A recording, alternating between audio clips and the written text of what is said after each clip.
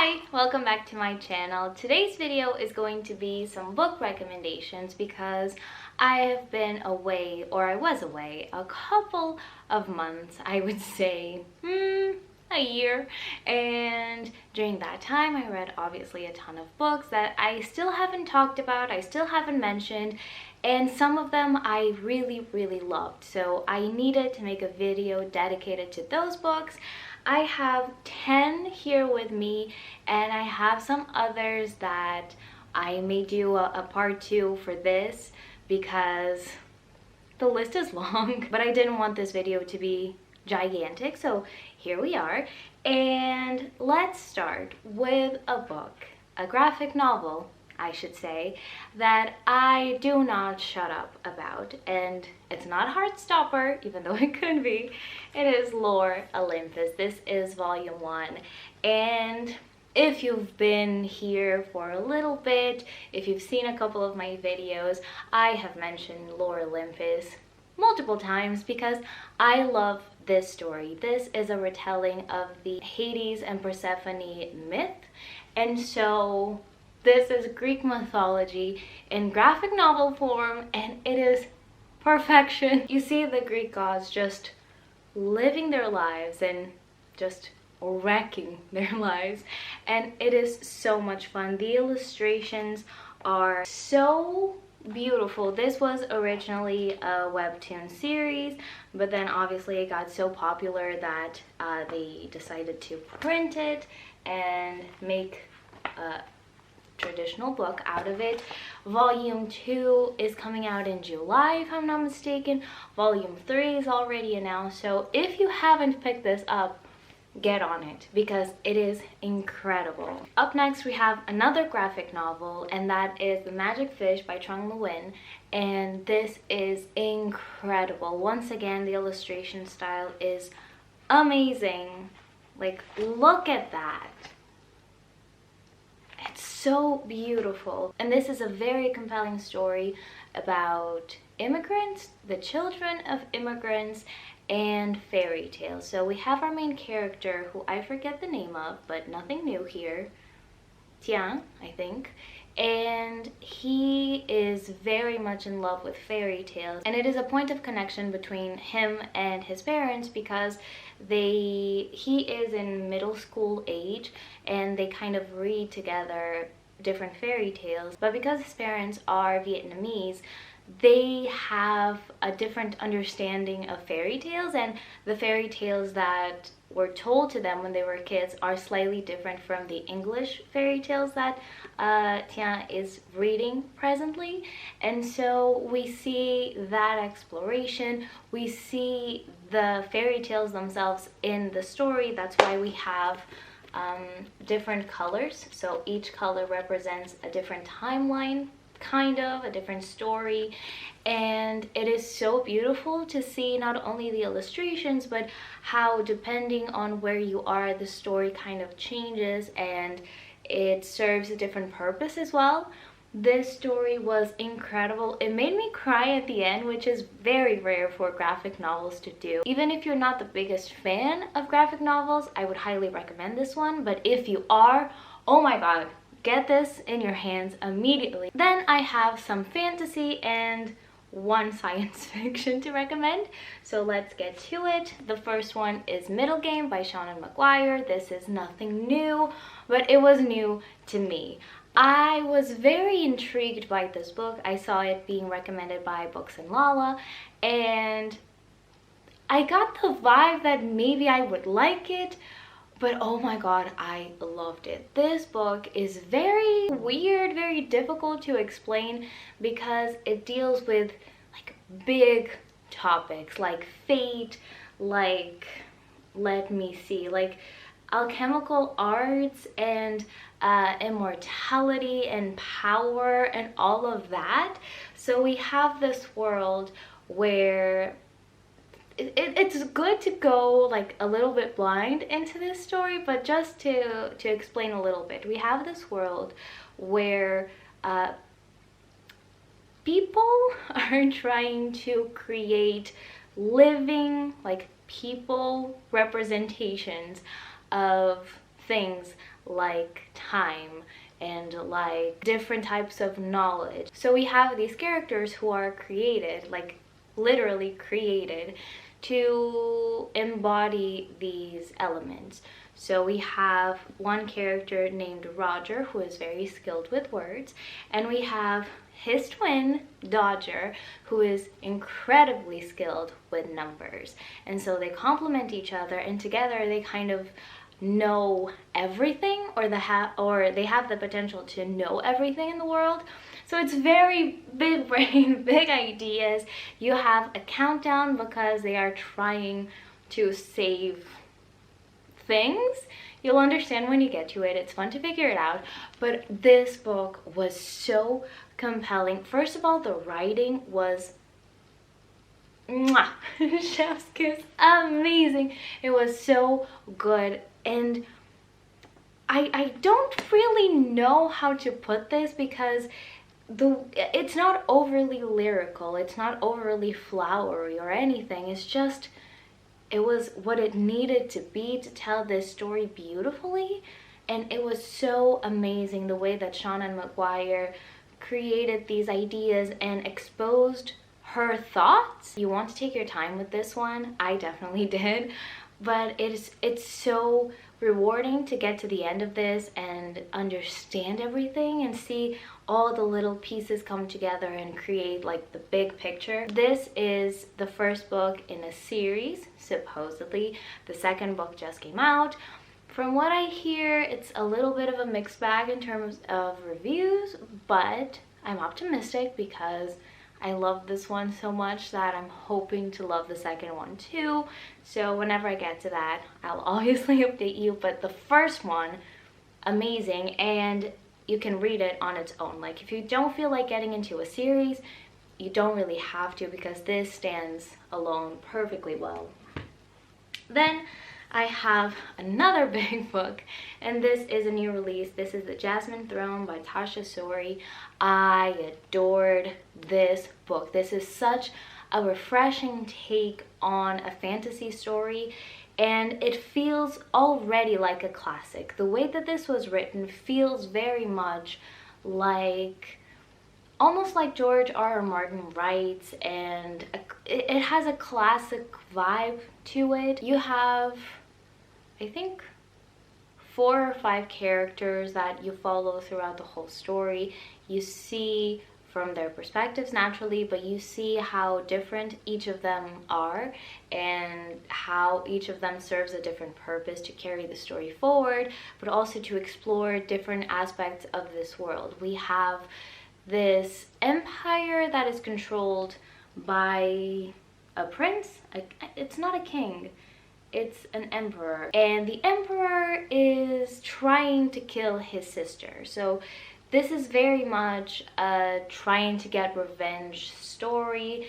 We have this brother who is very mysterious. We don't know that much about him. We know he is obviously the villain, but we have his sister who is trying to dethrone him, and to get there she has a way to go. Not only that, we also have some characters who used to be part of a different empire, but that was overthrown by the current one, and we see how powerful they are and how people got scared of their power, and how over time things kind of changed in people's minds because they had some distance to it. So these people who were overly powerful became godlike figures, and this mystical thing that people don't really understand if it's real or not.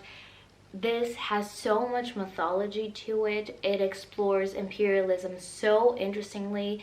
The characters are fascinating, and also we have this disease that is, I don't really remember how it's passed, but it reveals itself through plants kind of growing inside of people. So it's almost like you are turning into, I would say, kind of like a tree, because your skin kind of becomes like bark and your hair turns into leaves. And this was my first time reading this author, and I will definitely be reading more from her. She has a duology, Empire of Sand and Realm of Ash, out, and I'll be definitely checking those out because I just adored how she writes. The science fiction book that I have to recommend is The Ones We're Meant to Find, yes, by Joan He.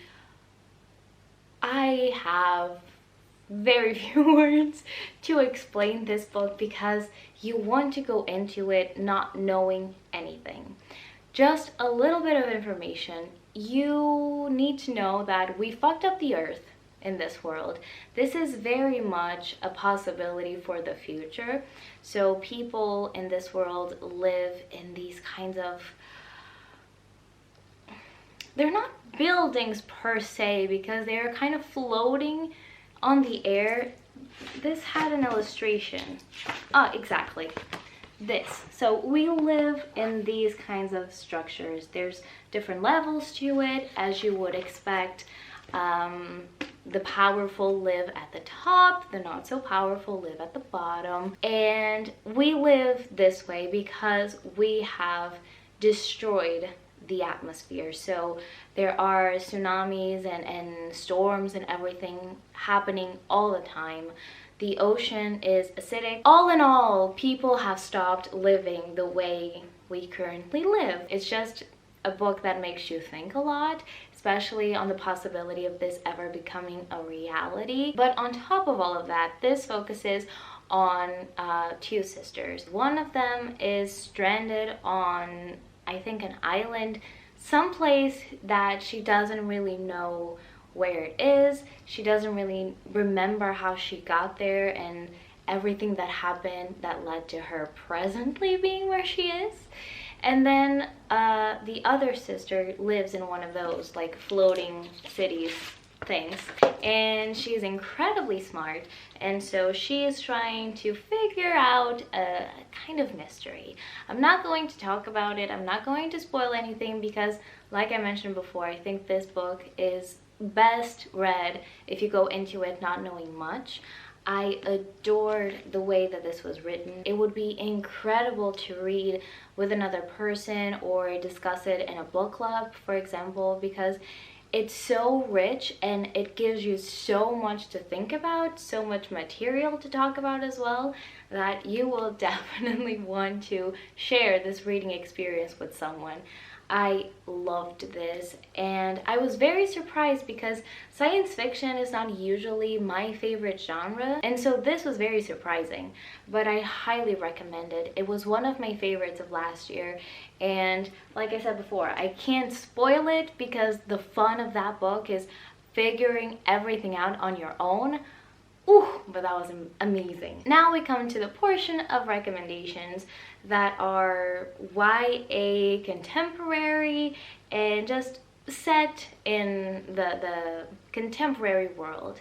So the first that I have to recommend is Felix Ever After by Cass Calendar, and oh my god, everybody raves about this book.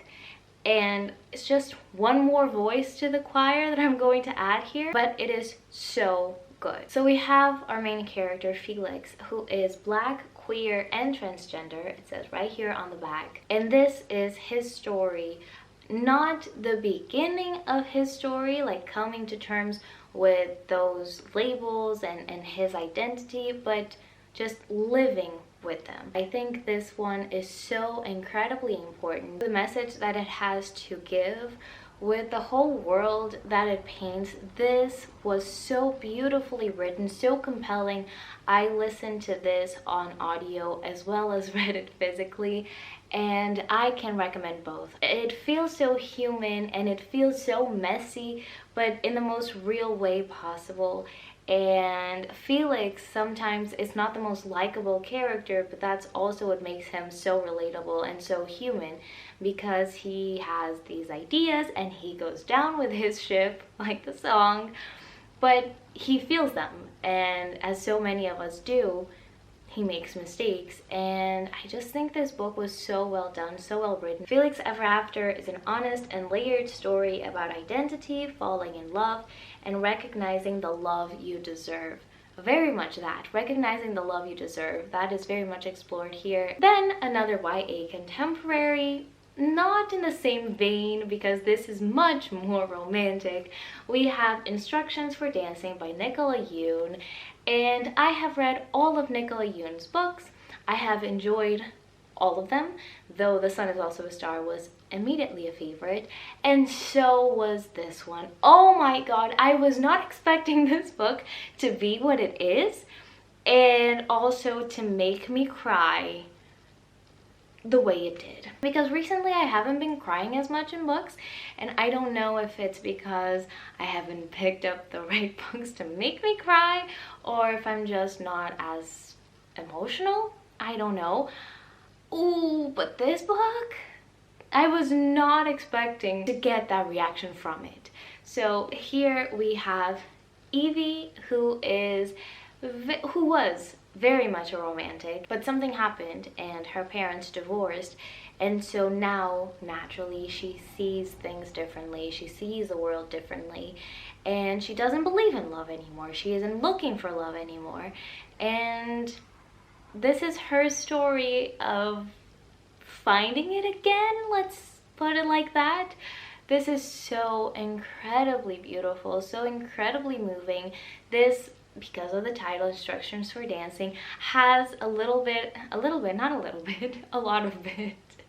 of dancing involved, because Evie kind of stumbles upon a book with instructions for dancing, and that book takes her to a dance studio where she learns to dance. But don't take this as being like some fluffy whatever romance, because it is definitely not. These characters are once again so complex, so beautifully explored, and they have depth to them. This deals with some very interesting topics, the way that it discusses family. I cannot wait to one day reread it because it's just one of those books that will stay with you. Then we have a very quiet book, I would say. This is Fat Chance Charlie Vega by Crystal Maldonado. It's not over the top. The story doesn't demand too much of you. The writing doesn't demand too much of you. The characters are very chill, because this is one of the most realistic YA contemporary stories I've ever read. Charlie is a fat brown girl living in, it says right here, white Connecticut suburb. So she has somewhat of a disconnect from her surroundings. Charlie is not the most likable of characters. She is likable, but she is not perfect. She makes a ton of mistakes. There are a ton of times where you are reading this and like, ooh, you still haven't learned your lesson. And that is so refreshing, because sometimes in stories, especially YA, we get stuck with this idea that our main characters have to be perfect. Morally speaking, they have to be perfect, and they have to want to be good. And that's not always the case. So this feels very real. Once again, this is not the book if you're looking for something high stakes, over the top, and super fast paced. This is not it. This is a very chill book, but it was so incredibly sweet, incredibly interesting to read. And it says right here, a sensitive, funny, this book was incredibly funny. I almost forgot about that. Like, I laughed out loud at certain parts of this book because it is indeed very, very funny. And painful coming-of-age story with a wry voice and tons of charm. Fat Chance Charlie Vega tackles our relationships to our parents, our bodies, our cultures, and ourselves. Down to the last two, we have Fresh Water by Akwaeke Emezi. This is adult contemporary? This is difficult to define, and you don't need to define it. We have our main character, Ada, who was prayed into existence. This is a book that deals with mythological and exploring different selves within one person. And so something happened that inside her are multiple identities and multiple selves, and she is all of those, and all of those are her. And the way that this book was written, the way that the different characters are voiced, and the way this story is told is like nothing I've ever read before. but in the best way possible. The way that it explores life and the way that it gives you nuance to certain experiences is so refreshing, and it's so beautifully written. This book is unbelievably well written. And finally, the last book, and the only that I do not have physically, Brown Girls by Daphne Palazzi Andreades. This book is beautiful, amazing, stunning, perfection. Once again, like Freshwater, Brown Girls is also in this realm of the contemporary, but with a twist. Here we have a story not of one individual person, but a collective we. So we have this community that is trying to be represented within this story and within this book of Brown Girls. We focus specifically on, I think, New York, if I'm not mistaken, and we see children of immigrants and their lives and their experiences. So the beautiful thing about it is that this book does not try to create a monolith within the Brown Girls community. Each situation that is explored within the book is dealt in a way that gives you so many different reactions, so many different interpretations to a situation, that you definitely get the sense of complexity. You get the sense that people, each person is different, so naturally each person is going to react differently, each person is going to live differently, and this book does an incredible job showing you that you go from beginning to end through the whole lifespan of a person. You go from birth to death, all the different times, like going through school and high school and college and first jobs and kids and all of that. You see a whole life being explored and how different people live it. This one you will want to read in one sitting because it's not very long, and the way it is written is so compelling that you just want to keep on reading it and just explore this to the very end. I read this as an audiobook, and I will definitely need to buy a physical copy and read it like physically as well. But the audiobook I also highly recommend because the narrator has the most compelling voice. And that's it. Those are 10 recommendations of books that I read recently. I hope you enjoyed it. If you've read any of the books that I mentioned, let me know in the comments down below. Share your thoughts.